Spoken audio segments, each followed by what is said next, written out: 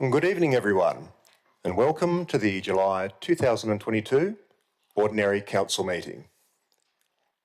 We acknowledge and pay our respects to the traditional custodians of this land, the Whadjuk people of the Noongar Nation, and their elders past and present. I would like to advise everyone that the audio of this meeting is being live streamed to YouTube. I request everyone to please turn off your mobile phones. I remind you that any recording of the meeting proceedings and photography within the chamber is prohibited unless prior approval has been granted, and councillors and city officers are reminded to disclose any declarations of financial interests and interests affecting impartiality, and are requested to activate their microphones when addressing the meeting. So, with that, welcome. Item 1 is the declaration of opening, and I declare this meeting open at 1 minute past 6 p.m. Item 2 is a disclaimer. The City of South Perth disclaims any liability for any loss arising from any person or body relying on any statement, discussion, recommendation or decision made during this meeting. Item 3 is announcements from the presiding member. That's me, but there's no such announcements this evening. And item 4 is attendance. Item 4.1 is apologies. We don't have any apologies this evening, but I understand that Councillor Stephen Russell has been detained momentarily and will be with us as soon as possible. And item 4.2 is approved leaves of absence. And Councillor Glenn Cridland has an approved leave of absence for the period of 23 July 2022 to 31 July 2022 inclusive. Item 5 is declarations of interest. Does anyone have any interest that they wish to declare this evening? Not seeing any hands up, so that's a no. Item 6 is public question time, and item 6.1 is responses to previous public questions taken on notice. The responses to previous public questions taken on notice at the June 2022 Ordinary Council meeting can be found in the appendix of this agenda. That brings us to item 6.2, which is public question time. I now open public question time at 2 minutes past 6 p.m. We've received 5 written submissions prior to tonight's meeting. And to begin with, I'd like to invite Mrs. Jane Morrissey of Como, if you'd like to come to the microphone, and we welcome your questions. Okay, thank you. Good evening, everyone. Okay, off-leash dog exercise space. Large backyards have become a thing of the past. According to the figures in 2022 provided by the city's Ranger Service, we currently have 4,845 registered dogs and 157 hectares of off-leash dog exercise space in the City of South Perth between the 4 wards. The figures are 1,430 dogs and 11 hectares in Moresby, 1,210 dogs and 84 hectares in Manning, 1,062 dogs and 20 hectares in Como Beach, and 925 dogs and 42 hectares in Mill Point. My questions. Based on the statistics, Moresby Ward has the highest dog ownership, 30% of the total, but it has the least off-leash dog exercise space, 0.7% of total off-leash area in the City of South Perth. Is the City planning on creating more off-leash areas in the Moresby Ward? Thank you. Ms. Tucker? Thank you for the question. So the dog exercise areas are currently under review at the moment, and we're going to be looking at the current and future dog off-leash areas, and any report will be presented back to Council. Thank you. The City's 2016 map for dog exercise areas indicate that Collier Reserve is a designated off-leash space within the Moresby Ward. Is this still the case in 2022? Yes, it is still the case. It's still a dog off-leash area. Thank you. If the WASP hockey proposal is approved at Collier Reserve, there will be a reduction of the off-leash area in Moresby by approximately 5,000 to 7,000 square metres. I understand that no decision has been made about WASP, but if it is approved, will the city create a similar size off-leash area somewhere else in the ward to offset this loss? So the dog exercise areas, as I've said before, is currently under review, and a report will be presented back to council, and members of the public will have an opportunity to participate in any community consultation in relation to those exercise areas. Thank you. And thank you very much for your questions. I'd now like to invite Dr. Louise Johnston of Como. If you'd like to come to the microphone, and we welcome your questions. Good evening, Council. The Department of Planning DC Policy 5.3, which relates to the use of land reserved for parks and recreation and regional open space, indicates that land reserved for this purpose may be used in several ways, such as for passive recreation, active sporting pursuits, and cultural and/or community activities, etc. My questions relate to Collier Reserve, that being crowned land reserved for parks and recreation. My first question is, in view of the aforementioned policy, does the City Council support the policy's intention to make land like Collier Reserve available for recreational purposes that is not exclusive to sport? Thank you. Ms. Lummer? Thank you for the questions. Collier Reserve. There we go. Thank you for the questions. Collier Reserve is available already for a diverse range of uses. Question 2, how does the city balance the provision of available space between active sports and passive recreational activities on reserves used regularly for both? Thank you. Ms. Lummer? Thank you. So a holistic view is taken across the more than 50 parks and reserves. Only 11 of these, including Collier Reserve, include provision for active sports. When not booked, sporting spaces are used for passive recreation. Question 3, in the context of the WASP proposal, how would the installation of a fenced hockey facility that is closed to the public and intended to be used exclusively for one sport support equitable access to the recreational space at Collier Reserve? Thank you. Ms. Lummer? So questions about WASP hockey at Collier Reserve are hypothetical until such time as a proposal is received. Thank you. And thank you very much for your questions. I'd now like to welcome Mr. Sanjay Gonsalves. I hope I've pronounced that name right. Welcome, and we look forward to your questions. Well done, Mayor. Good evening, everyone. I'll just go through my preamble and then I'll go through my questions. As per Council minutes dated 28th of August 2012, item 10.3.1, Council adopted the following recommendations: that there be no requirement for the reopening of the POR between number 7 and 12 Lena Court, and no action be taken to require the owners of number 11 and 16 Woonan Place to reopen the POR between their properties. An email response I received from the city on 18th of May 2022, and I quote, "Our records show that there are 2 public access ways located at the end of Lena Court and Woonan Place that are under the ownership of the Crown. This suggests that there has been no formal closure of these access ways," end quote. So my first question, since these PORs are closed, whether legally or otherwise, have the owners who have consumed the PORs at the end of Lena Court and Woonan Place compensated the city for the land? And if not, shouldn't these PORs be returned to the rightful owners, that is the residents of Carrawara, or formally transferred to the property owners and the city maps updated to reflect the same? Thank you. Ms. Lummer? Yes, thank you for the question. So in accordance with that council resolution that you quoted in 2012, the city has not requested that the landowners on either side of the pedestrian access ways open the subject PAWs, and nor has it requested that the Department of Planning, Lands and Heritage and the Minister for Lands consider a formal closure request for these.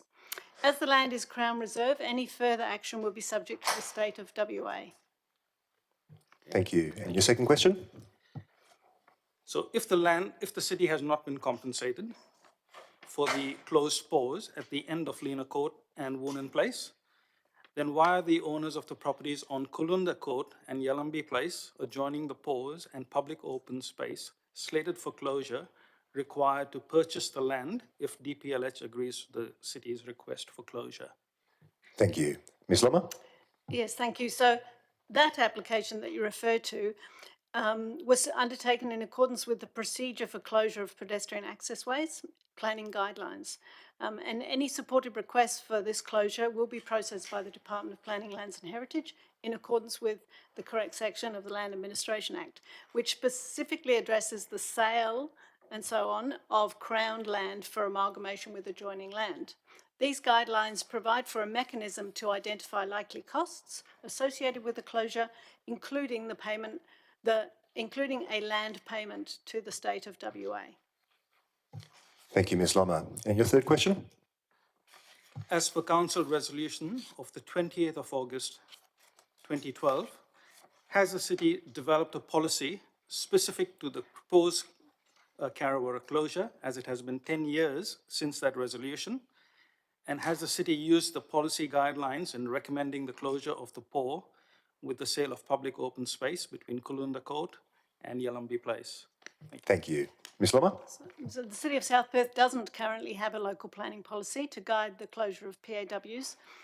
With the current closure requests being progressed and considered in accordance with the procedure for closure of pedestrian access way planning guidelines developed by the Department of Planning. The city's strategic planning team is currently developing a local planning policy on PAW closure, and that's in accordance with Council meeting resolution of the 26th of April 2022. Thank you, Ms Lommer, and thank you, Mr Gonsalves, for your questions. I'd now like to invite Ms Cecilia Brooke of South Perth, if you'd like to come to the microphone, and we welcome your questions.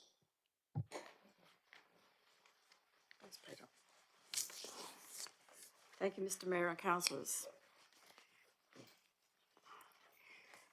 Since the arrival of COVID on the shores of Australia, much has happened to the building industry in Australia, and Western Australia is indeed no exception. Last year in WA, Jackson Building Company and Pindan, two of our leading construction companies closed down because of increased building costs and lack of supply. Just last week, Serona Urban cancelled their tower block on the corner of Lyle Street and Labouchere Road, South Perth. Serona's managing director said he saw no relief in the short term to mid-term and expected other projects would also fold. He also commented that it is rare that these sorts of cost increases retreat just as quickly. The city has also seen growth in costs. In the latest Peninsula, the CEO states in his message to ratepayers that the city has experienced significant increases in construction and maintenance costs. This growth is also evident when reviewing the city's capital expenditure costs. Question 1. Can the city please explain how the figures quoted 3 years ago for the construction of the recreation aquatic facility of $80 million can still be the same today, where major building companies are closing their doors and cancelling projects and repaying deposits for half the number of units which were pre-sold? Thank you. Mr Atwell? Thank you for your question. The RAF project budget is $80 million, excluding GST. A range of fees and provisions, including contingency and escalation, are incorporated into the project budget. Construction costs for the RAF will be known after completing design and completion of the tender process for construction. Council has not yet approved the city to progress to design. Thank you. If the project is to be value engineered to remain at under an $80 million cap, how does this affect the revenue available to an operator and the availability of that operator to supply the revenue relied upon in the city's RAF business case to repay the city's contribution to the project? Thank you. Mr Atwell? The recent value engineering exercise did not affect the financial or operational viability of the project or of the various RAF business units. Thank you. The June accounts show that on the 9th of June 2022, the city paid Parsh Group the amount of $16,121.88 for the RAF. Can the city please explain what this amount of money is being paid for? What is the total commitment by the city to PASH for the work it is doing to support the RAF? Thank you. Mr Adwell? PASH Group are one of the specialist consultants engaged to support the development of the RAF project. PASH Group are sport and recreation infrastructure specialists. Funds were allocated to the RAF project as part of the 2021 budget, and all work conducted by PASH Group is in accordance with the approved budget and decisions of Council. Thank you, Mr Atwell, and thank you, Ms Brooke, for your questions. I'd now like to invite Mr Peter Scott of Como, if you'd like to come to the microphone, and we welcome your questions. Thank you very much, and good evening.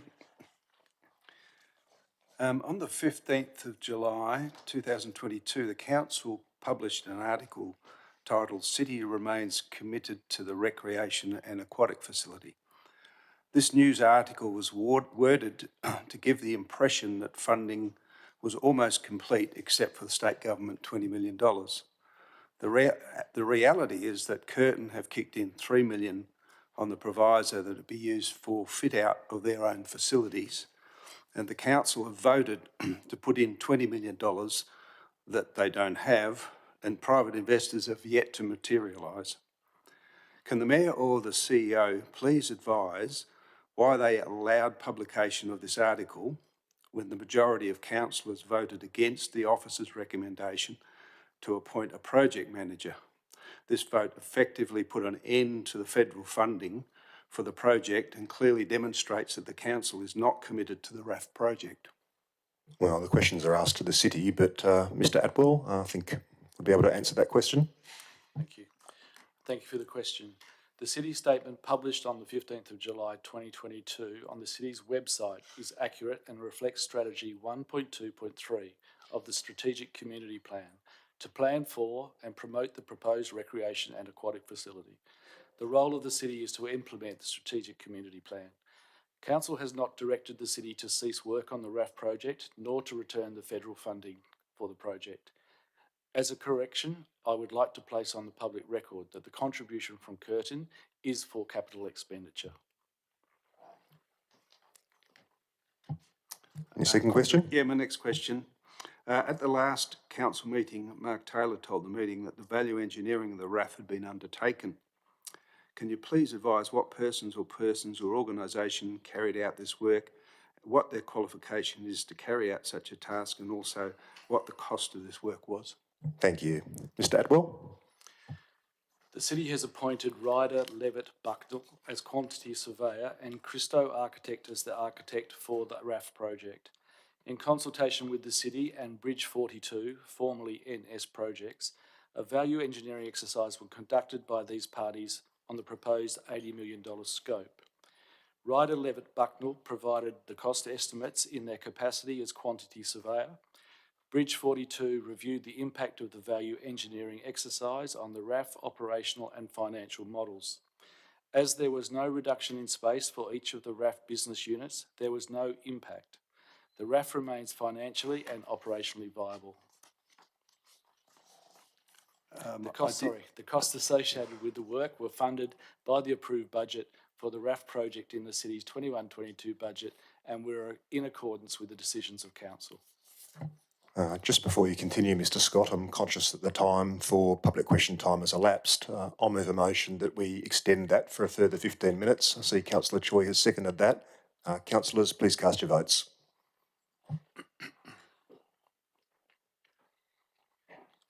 Is it possible to know the date that value engineering was carried out?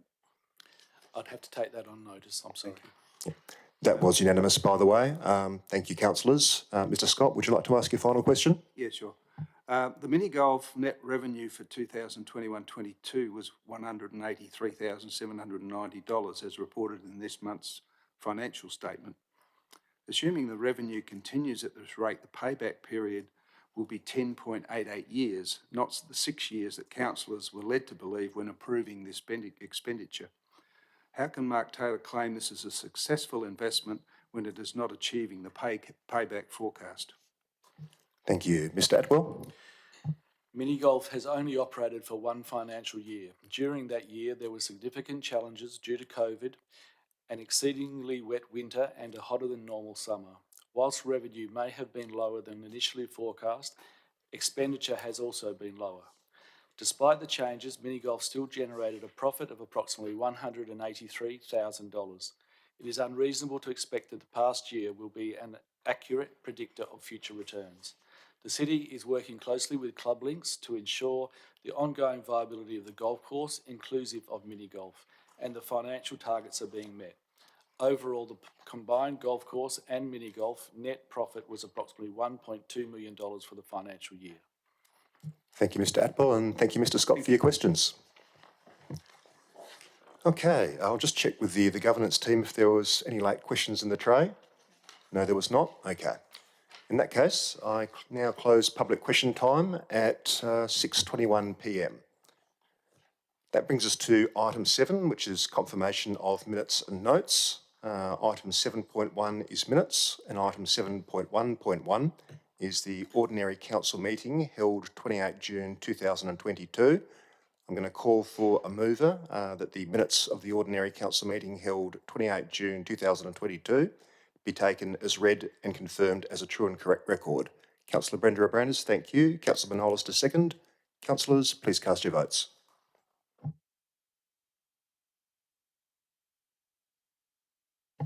And that was unanimous. Thank you, councillors.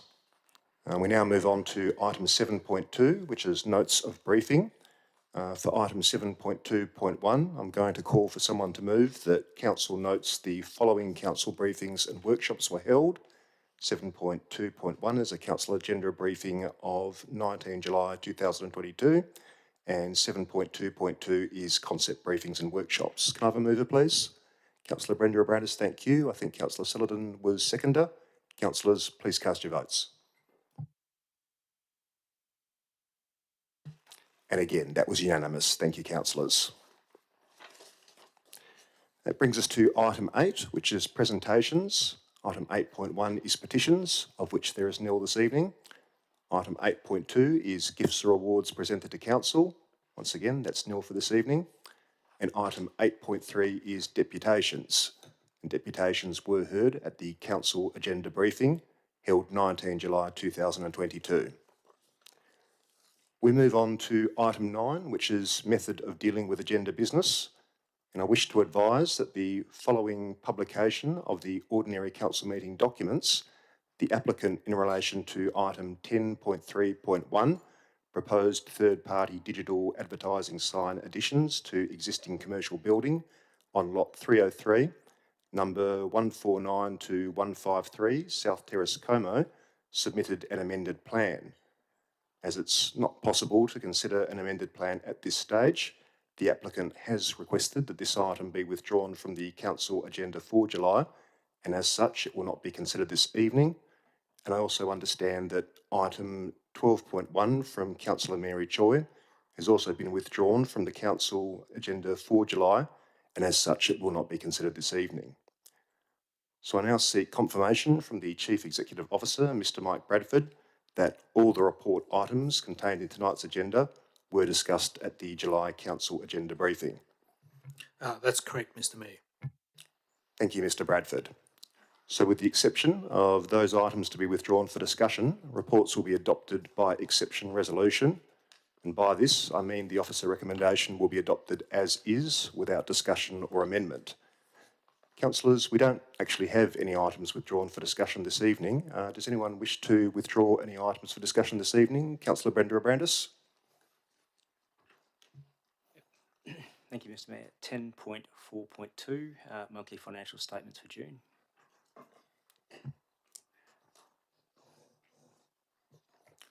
All right, so 10.4.2 is being withdrawn for discussion this evening. Does anyone else wish to withdraw any items? Councillor Manolis. Thank you, Mr. Mayor. 10.4.3.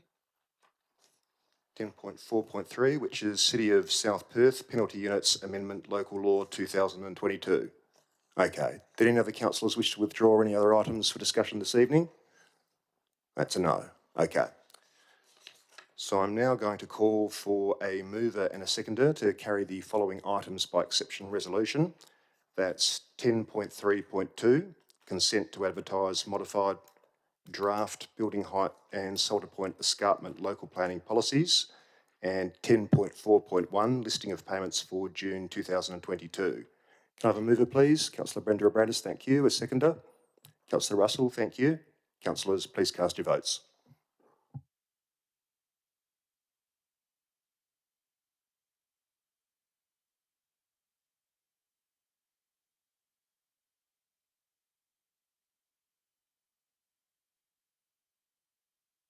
And that was unanimous. Thank you, councillors. So, those items have just been passed by exception resolution in accordance with clause 5.5 of the City of South Perth Standing Orders Local Law 2007, and the officer's recommendations have been accepted by council. We'll now be moving on to those reports identified to be withdrawn for discussion, the first of which is item 10.4.2, monthly financial statements, June 2022, interim. So bear with me while I just turn to that. We do have an officer recommendation before us, councillors. Does anyone wish to move the officer recommendation? Councillor Russell, thank you. A seconder? Councillor Sullivan, thank you. Councillor Russell, the floor is yours. Nothing more than the officer's recommendation, really. All right, thank you. Councillor Sullivan, anything to add? No, thank you, Mr. Mayor. Thank you. Councillor Brenda Abrandis, did you have a question or did you wish to speak? Yes, thank you, Mr. Mayor. I've got a few questions on this item. Okay, fire away. Thank you. Last week at the agenda briefing, the additional expenditure that was aggregated that has not been included in the 30 June interim financial reports was about $600,000 from memory. Could I just have an update as to whether that has increased or changed with regard to additional expenditure that's not currently included in the June reports? Ms Lecoq.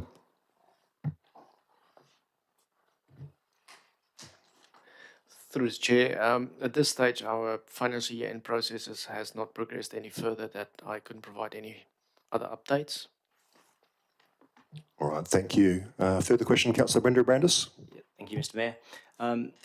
Also at the agenda briefing, the estimated carryover of capital expenditure was estimated to be about $1 million. Is that still $1 million or is that been revised?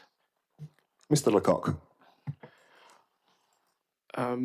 Again, we're still in the process of going through these figures. I would dare say the carry forward would probably be between $1 million and $1.5 million. Councillor Brenda Abrandis. Thank you, Mr. Mayor. With regard to recreational aquatic facilities expenditure, could I just have an up-to-date, inception to date cost incurred on that, please? Do you have that on hand at all? Ms Lecoq, would you need to take that on notice or? I'll take that on notice. Councillor Brenda Abrandis. Yeah, thank you. A few more questions with regard to that particular item. With regard to the costs that are being accounted for for the RAF cost centre, does that only include third-party suppliers and vendors? Mr Lecoq. The line item for the RAF that is included in costs, third-party supplier costs incurred. That's correct. Thank you. And does that not include any internal costs, so staff costs that are associated with the aquatic facility? Mr Lecoq. Staff cost is accounted for under staff cost. So, sorry, I missed that, Mr. Lecoq. Staff cost is accounted for under staff cost. Okay, so they're not actually allocated to the recreational aquatic facility for any of the staff that are internally assigned to the project or doing any review work of the external consultants' work at all? Mr Lecoq. No, there's no current allocation into the recreational aquatic facility cost item for existing staff costs that spent, or staff that spent time on that item. Okay, so going forward, would we be costing internal costs and staff time to the project as well to get a true reflection of the total cost of the aquatic facility? Mr. Lecoq? I'll take that question on notice. Thank you. And just a couple final questions with regard to the same item. With regard to the FTE, do we have any indication as to what the equivalent FTE have been working on the aquatic facility in the last couple of years? Mr. Lecoq? Take the question on notice. All right, thank you. And one final question, just with regard to a comment that was made earlier tonight. So the mini golf operating costs are lower, which is aligned to the lower revenue as well. I just would like to know what the other operating costs that we're incurring with regard to the mini golf that are actually lower. Mr. Lecoq? In the main, the operating cost associated with the mini golf is depreciation related to the construction of the mini golf. So the actual depreciation at this stage is lower than what was initially assumed in the business case that was done some time ago. Thank you. Any further questions, Councillor Brenda Brandis? Yes, Mr. Mayor. So just to clarify, the depreciation is on a straight line method, so the depreciation is pretty consistent annually. Or are we depreciating it based over the revenue stream? Is that why we've got a bit of variation? Because the only cost we've got, I'm aware of, is depreciation, which is a non-cash item. Is that Mr. Adams or Mr. Lecoq? Mr. Adams. So the original business case had more costs in it than just depreciation. The reason why the costs are lower is because of the contractual arrangements we have with the operator at the moment. They are different to what was assumed in the business case. So I think the business case assumed $100,000 in operating costs, and we're below that. So going forward, there may be a change to what the operating costs are, but also we expect that there will be a greater revenue stream coming from it as well. So at the moment, all that's included in there is the depreciation because of the arrangement we have with the operator, but that will change at some point in time. Thank you, Mr. Adams. Councillor Brenda Brandis? Thank you. So does that mean we may very well be incurring some cash costs with regard to the mini golf? And that's the first question. And then I think the last question would be, how much lower were the operating costs for the 21-22 year on this basis? Maybe one question at a time, Councillor Brenda Brandis. What was your first question? Yeah. So first question is, so is it likely we will be incurring additional operating costs, so cash costs, as opposed to just the depreciation going forward with mini golf? Should I send that to Mr. Adams? Mr. Adams. So it will depend on how the agreement going forward with the operator is structured.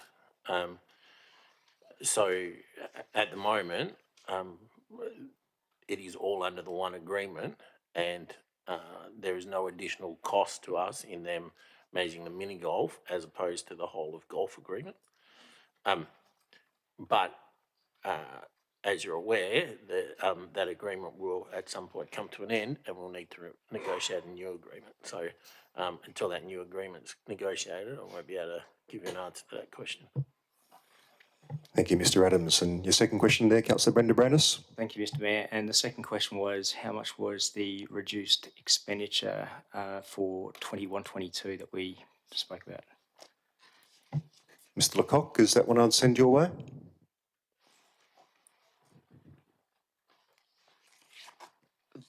Can the context of the question please be repeated? Could you repeat the question, please, Councillor Brenda Brandis? Yes, certainly, Mr. Mayor. So earlier on in the evening, the Acting Director for Infrastructure advised that expenditure is lower with regard to the mini golf, and that coincides with lower revenue as well.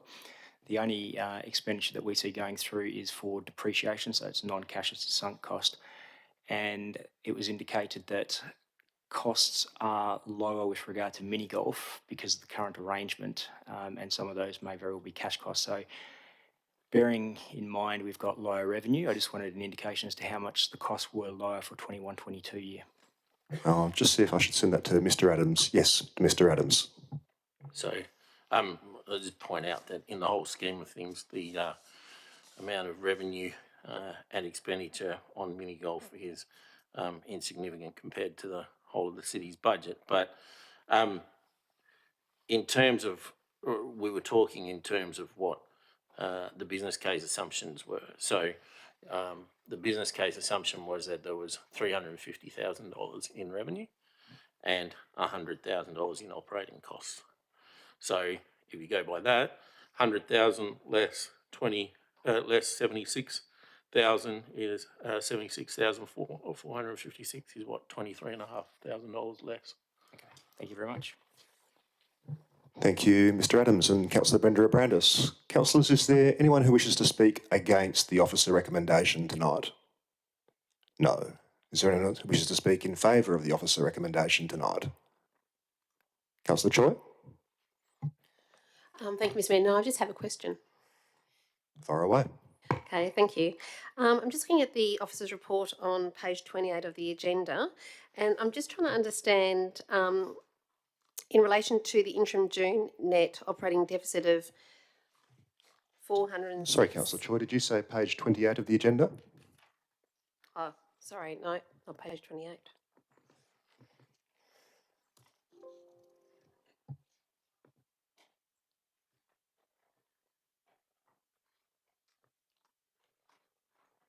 Make that page 30, sorry. Page 30, go on. Yeah, thank you. So just noting on page 30 of the agenda that the interim June net operating deficit of $406,000 was $3.09 million favourable in comparison to the budgeted deficit, and also the interim actual capital expenditure year to date was $3.02 million or 24% favourable. I'm just trying to understand how, after just establishing the annual budget and new rates for the 22-23 financial year, the city suddenly has a $3 million surplus instead of a deficit. Is this type of differentiation in the expected operating income and capital not unusual? And why wasn't it foreseeable the month before? Mr. Adams? Yeah, let's be clear. The net operating position for the city is, in these statements shows $406,027. That's a deficit. We're predicting that that deficit, once we do all the end of year adjustments, will be around $1.5 to $2 million. So we will still be in deficit, just not as big a deficit as what we predicted. And there are a number of reasons for that. One is, and I think, it means that we end the year in a much better position than what we thought we were going to end the year. And there are a number of reasons for that. One is that we did ask that anyone responsible for budget expenditure only spent it if absolutely necessary, because we didn't know the effect of the inflationary pressures on the next year's budget, and we didn't know what budget revenue we were going to end up with, because council hadn't yet made decisions on the rates for next year.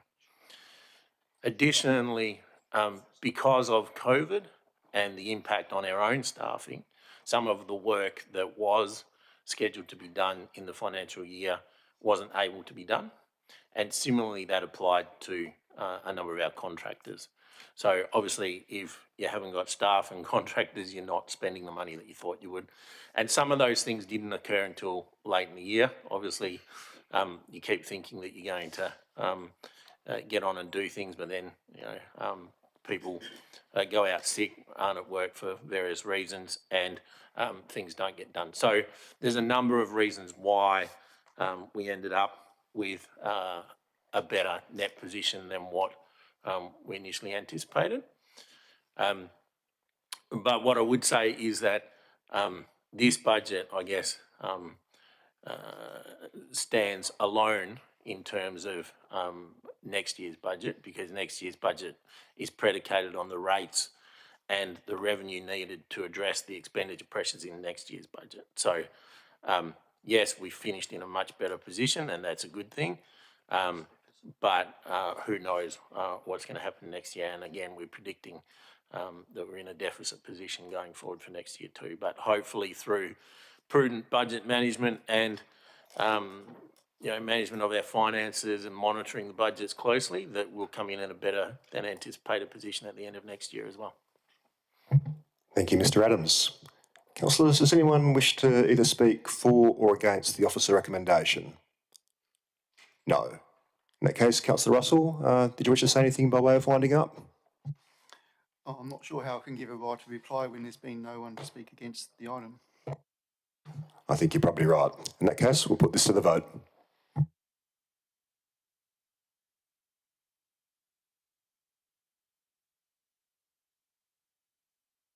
And that was carried unanimously. Thank you, councillors.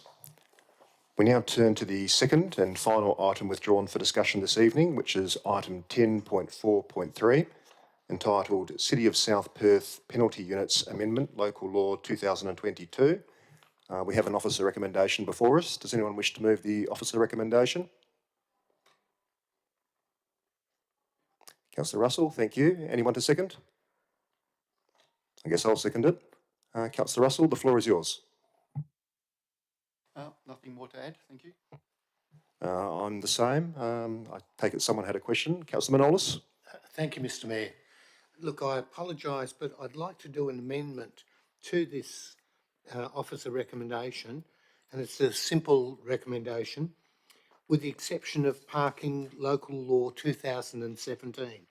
So the whole officer recommendation would mean that the council gives local public notice stating the city proposes to review and amend the City of South Perth penalty units, local law 2003, with the exception of parking local law 2017. I'm going to just pass to Ms Tucker for a moment there, Councillor Manolis. Ms Tucker, do you have anything to say there? Thank you. That amendment can't be accepted because what happens is the parking local law just talks about penalty units. Each of our local laws talks about penalty units, and a penalty unit is assigned to each offence, if you like. So the penalty unit local law assigns the dollar value to each of those penalty units in the local laws. So this local law that's proposed this evening is just to amend the penalty unit local law. So a penalty unit's being changed from $10 per penalty unit to $13 per penalty unit. And that'll apply across all our local laws. It doesn't apply, it's just not amending one of the local laws. So if you don't want the parking local law amended, you can't amend the penalty local law at all. What that will mean is if you just want the parking local law amended, you'd have to bring that back separately and commence a law-making process to change those penalty units. So it's really complicated and it can't be achieved through the amendment that you've proposed this evening. Councillor Manolis, does that satisfy your query? Yes, in that case, I'd like to speak against the this motion. You can speak against. The floor is yours. The proposed increase in the local law would increase the maximum parking penalty from $150 to $195. And I feel a maximum of the city's maximum parking penalty of $150 is sufficient in this time of tight economic conditions for the community. We've had an increase of 4.5% increase in rates, which is significantly higher than either the City of Perth and the City of or the town of Vic Park. And for this reason, I think that this motion shouldn't go forward, and it should be looked at again at a later date. Thank you, Councillor Manolis. Does anyone wish to speak in favour of the officer recommendation? No? Does anyone else wish to speak? Councillor Brenda Brandis, are you speaking for or against? I have a question, Mr Mayor. You can ask a question, far away. Yep. With regard to this amendment, what is the percentage or dollar value impact on our parking revenue based on sort of current parking infringements for the 21-22 year? Has a calculation been performed at all? Ms Tucker, should I send that your way? Thank you. It's unable to sort of be determined because each infringement is issued for a different amount, so we can't just sort of work what that out that is. But just for some comparison, if I may, Victoria Park, their penalty units, their maximum parking penalty is $160. That's the average, sorry. It steps up to $240. That's their maximum for Vic Park, our neighbour. The City of Perth, their maximum is $500. And the City of Vincent, their maximum is $270. So the City proposing to maximise our infringements to $195 is below our neighbours in that regard. Councillor Brenda Abrandis. Thank you, Mr Mayor. Just a follow-up question. Do we have a percentage average sort of estimate that our revenue stream would increase because of this parking change, even just a rough percentage? Ms Tucker. I don't have one in relation to the parking. It must be remembered, though, the penalty units local law applies to all our local laws. So it also incorporates the public places local law. So that's where people dumping rubbish on the verges. It's also in relation to dogs. It's also in relation to sort of cats, waste local law. So anything where we can issue an infringement, pruning street trees without authority. So it covers a range of different offences. It's just not the parking one. So I'm unable to sort of provide the information that you're after. Thank you, Ms Tucker. Councillor Sullivan, question or speaking for or against? I have a question, Mr Mayor. By all means. Councillor Manolis mentioned, the financial hardship and the 4.5 increase in rates in support against this motion. So if I'm a resident or ratepayer that pays my fees appropriately and doesn't get stung by doing the wrong thing, how much would I be affected by this recommendation?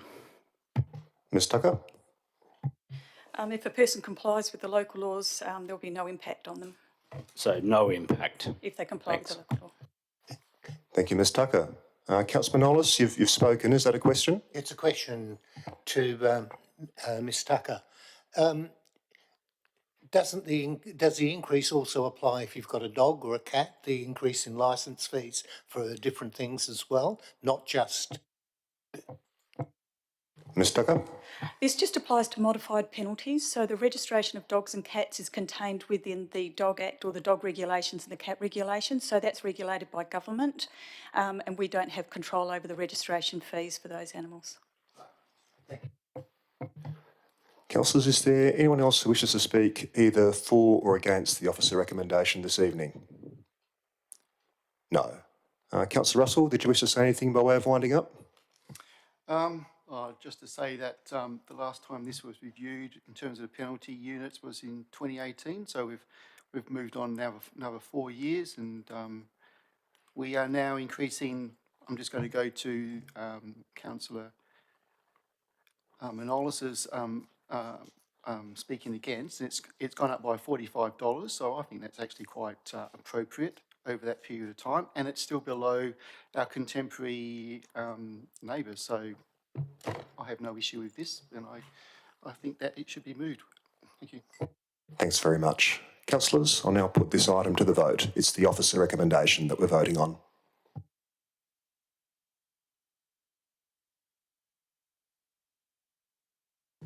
And the officer recommendation was passed 5 votes to 3. We are live streaming, so I'll just wait to see what the screen says. So voting in favour of the officer recommendation was myself, Councillor Brenda Abrandis, Councillor Sullivan, Councillor Russell and Councillor Navard. Voting against were Councillors D'Souza, Councillor Choi and Councillor Manolis. So that takes us to the end of item 10. Item 11 is applications for a leave of absence. Does anyone have a leave of absence application? Councillor Navard.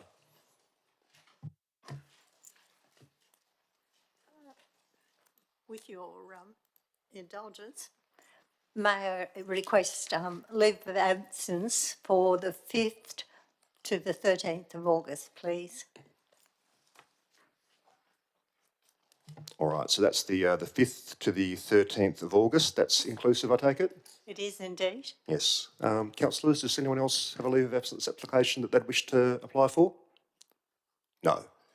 In that case, I'm going to call for someone to move a motion that the leave of absence application received from Councillor Jennifer Navard for the period of 5 August 2022 to 13 August 2022, inclusive, be granted. Could I have a mover? Councillor Brenda Abrandis, thank you. Councillor Celadon seconding. Councillors, please cast your votes.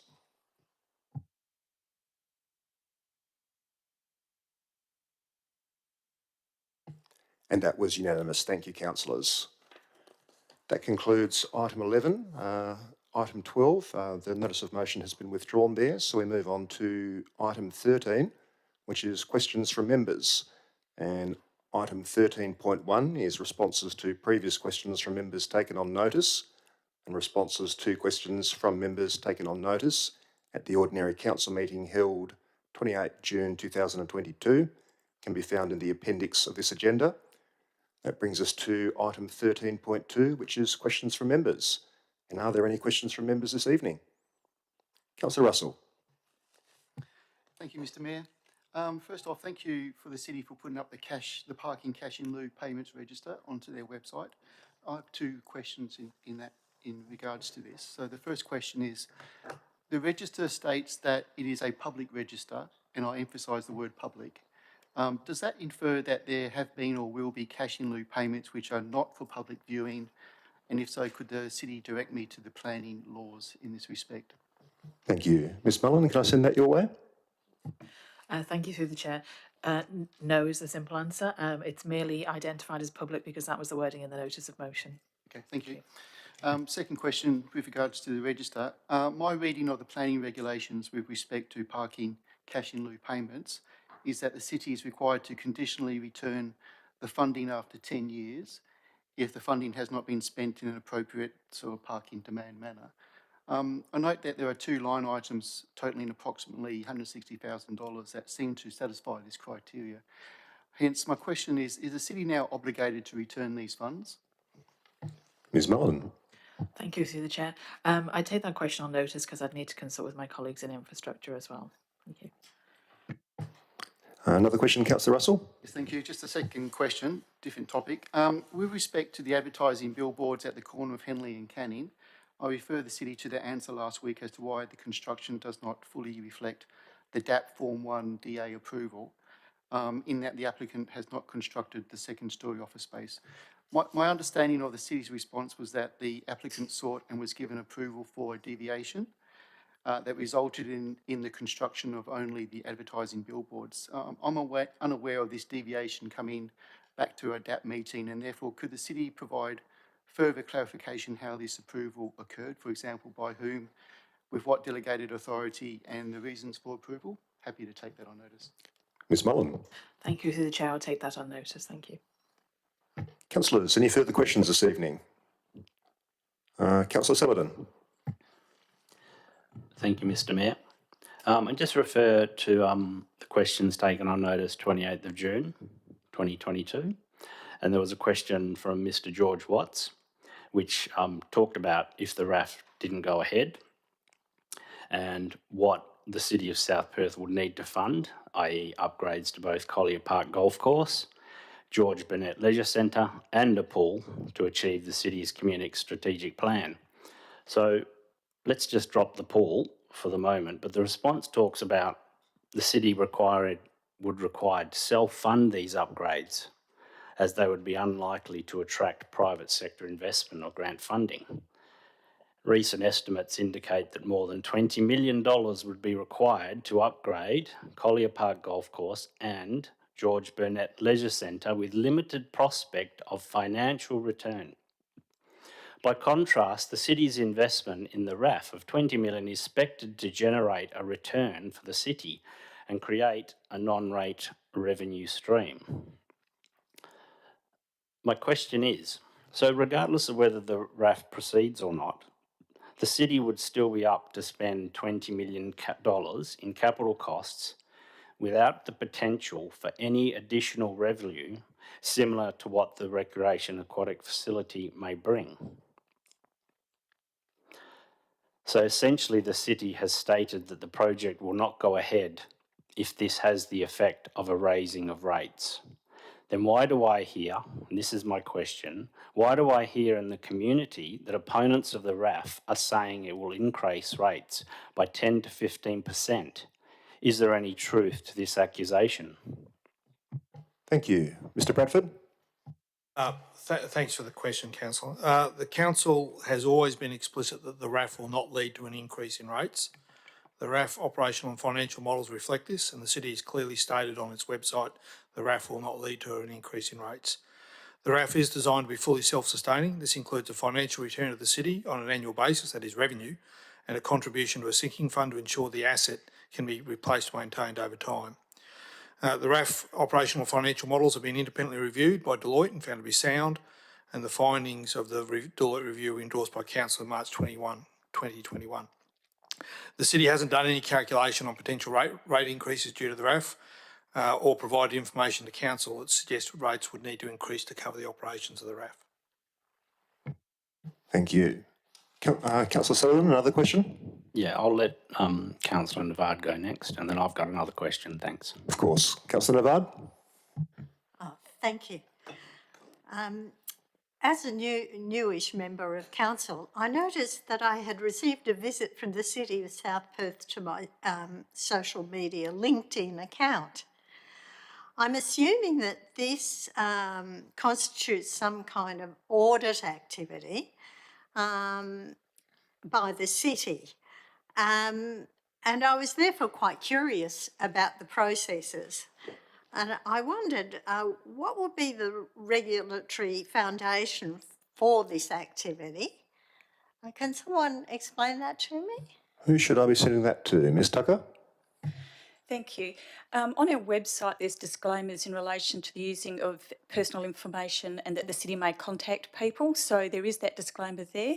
And we also send out information to people as well that contact the City and asking them if they can be contacted in the future for future information or research. So that is provided to people that access our databases. Rightio.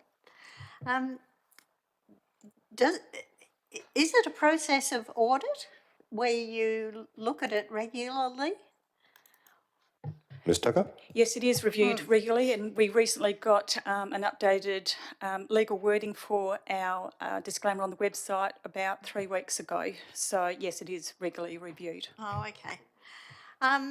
Do we have a policy in place that describes that sort of process as it relates to councillors? Can I just clarify what you're asking? I'm not sure. I think we might be talking at cross purposes here. Oh, okay. Yeah, so can I just, maybe if you could, perhaps if you could repeat the question, because I understood it to be a different thing. Slightly different, okay.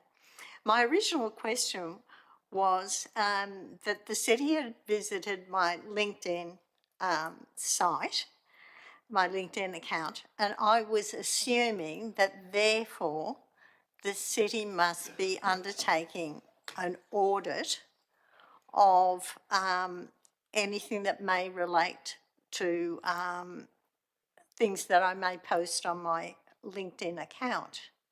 Is that correct? Just to clarify, I assume, but I'll just make sure, I assume what you're referring to is, I know there's a function on LinkedIn that if you click on a certain point, it'll say, these are the people that have viewed your profile recently. Yes. Is that what you're talking about? Yes, indeed. Yes. All right. Who should I send that to? Mr Bradford? Ms Tucker? I'll have a go, but we don't routinely audit or check that's what I was LinkedIn. thinking. Having said that, there may be a requirement to check to see if what things are being said are consistent with the rules and the laws. And I would expect that perhaps we have a corporate LinkedIn account that may well have actually passed through a number of members, but that's not doing anything that any member of the public couldn't do at any point in time. Right. And so it's not part of a procedure. Okay. Thank you. Any further questions there, Councillor Navard? I might leave. I've actually got a couple. Do have a couple more, but I think I might just leave them and perhaps, Sure. Those aside for the minute. Okay. Councillor Saladin?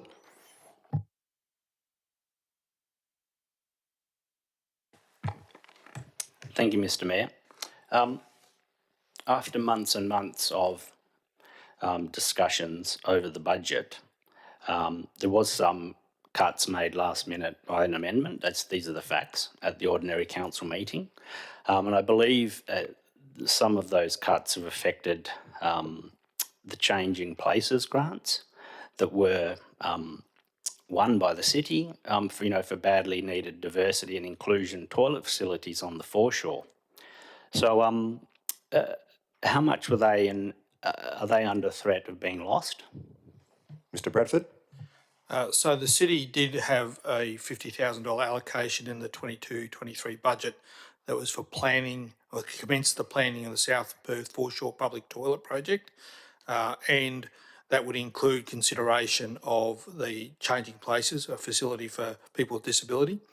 In anticipation of moving forward with a new facility down there, the city had received a grant from the Department of Communities of $150,000 to support that facility. There are milestones and conditions associated with that grant. And clause 4 of the grant says that if the city doesn't proceed with the project, then we would need to send the funds back to the Department of Communities. Providing we do proceed with the facility, then we'll be able to retain the grant. Okay, so just to be clear, we've received money for this grant already, and from the cuts from the budget made last minute, we're actually in the red. So we're going to not only get the $150,000 grant, but we're at risk of not getting the $150,000 grant, but also giving back $50,000 that we've already received. Mr Bradford? I'll try and explain it as clearly as I can. The total grant from the Department of Communities is a $150,000 contribution to the overall project. We have received $45,000 of that grant. The balance would be received when we proceed with the construction of the facility, or as part of the construction of the facility. If the project does not proceed at all, then we would have to return the 45 and wouldn't qualify for the balance. Providing we proceed within the next reasonable period, then we'll be able to retain the grant. The $50,000 that was in the budget for 22-23 were municipal funds. Yeah, okay, so there is potential that we can save this. However, if it's not saved, then we'll be repeating the same mistakes we've made before, where we have to return grant money that we've received for not proceeding with projects. Mr Bradford? If you don't proceed with the project, you have to return the money for the grant. Councillors, any further questions this evening? Councillor Choi? Yes, thank you, Mr Mayor. I have a couple. Prior to the last council meeting, a deputy advised me when they were presenting on the night, and I'm just curious as to the procedure for deputations made to council, and that are they presented in time-based order of first in, first heard, or is the order of presentation completely at the discretion of administration or the presiding member? Ms Tucker? They're normally presented as they come in. Sometimes that might change, but normally they're presented when they come in. And your second question, Councillor Choi? Yes, thank you, Mr Mayor and Ms Tucker.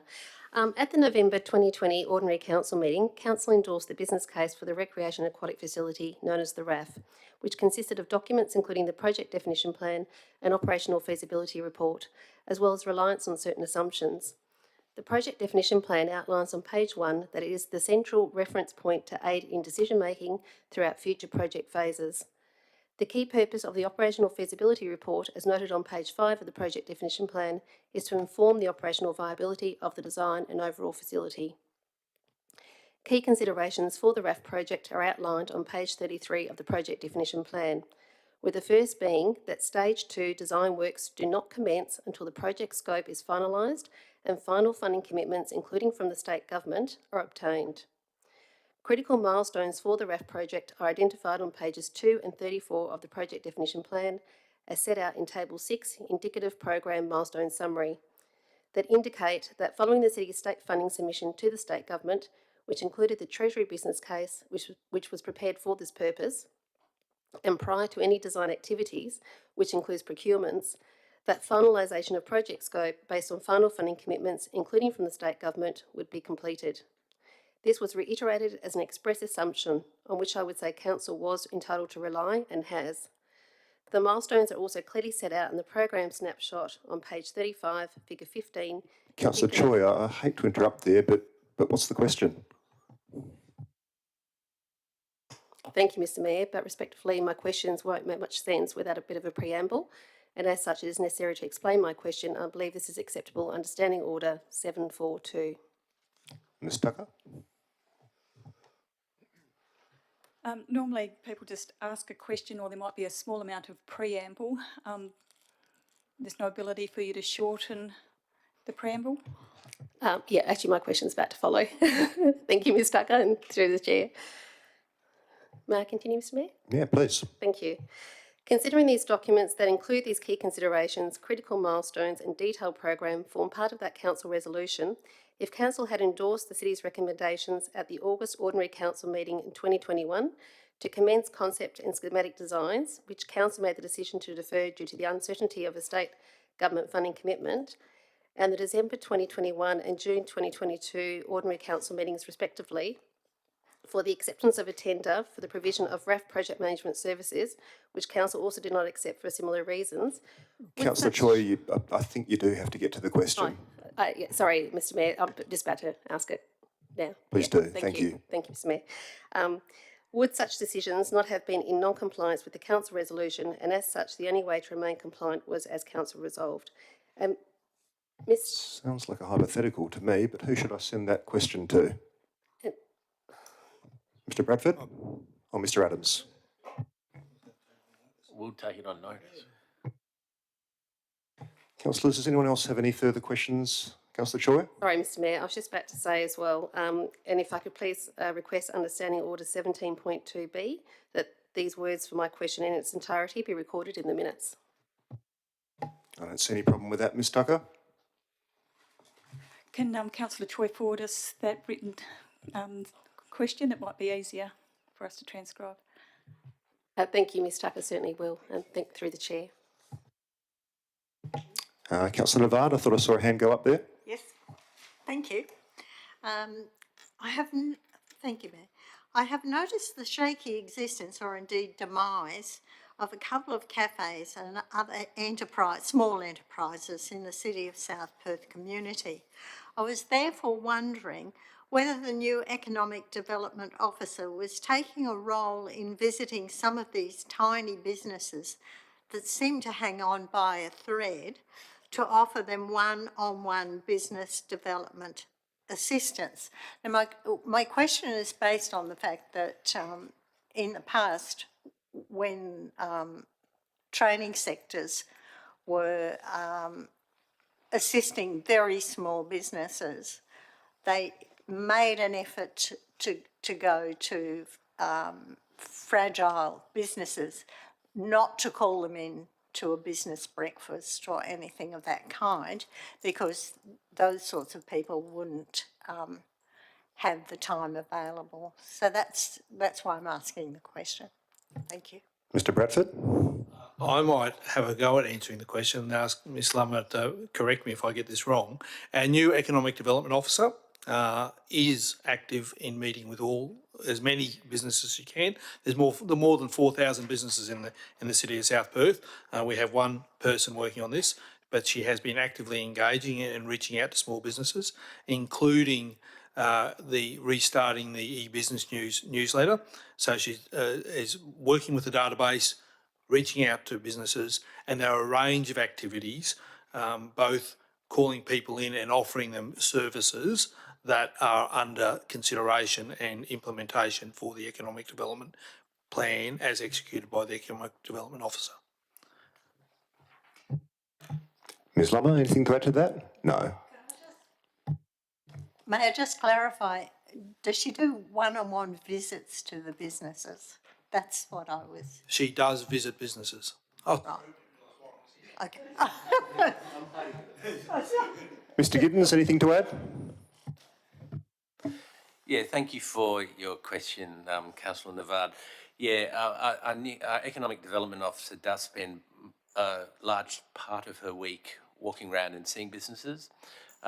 We do what we call is a business health check, and we ask relevant questions in confidence of businesses, how they're going. But one of the problems we find is we usually don't know the businesses are failing until such time as they have. And it's a very delicate area to approach with them, whether you do it via the business news that we send out, or we do it in an alternative manner. But certainly over the next 6 months, we'll be running a series of educational workshops with our local businesses and advertising those widely across our socials. So we hope to provide through that mechanism an opportunity for people to learn more about their business and how to survive in these rather difficult times. But we do sincerely make an effort to see as many of our businesses as we can. Thank you. Thank you, Mr Giddens. Councillors, any other questions this evening? Councillor Manolis. Thank you. Thank you, Mr Mayor. My question is, I don't remember seeing the separate cost of changing the Collier Park golf course with relation to the RAF from a normal 9-hole course to a short 9-hole course. Is it possible to have that cost if it is available? Mr Bradford. That cost isn't available. It's just part of the overall project costs for the RAF. Yeah. And we haven't done the detailed design or planning. Thank you, Mr Bradford. Councillors? Thank you. Councillors, any further questions this evening? No. In that case, we'll move on to item 14, which is new business of an urgent nature, introduced by decision of the meeting. That's nil.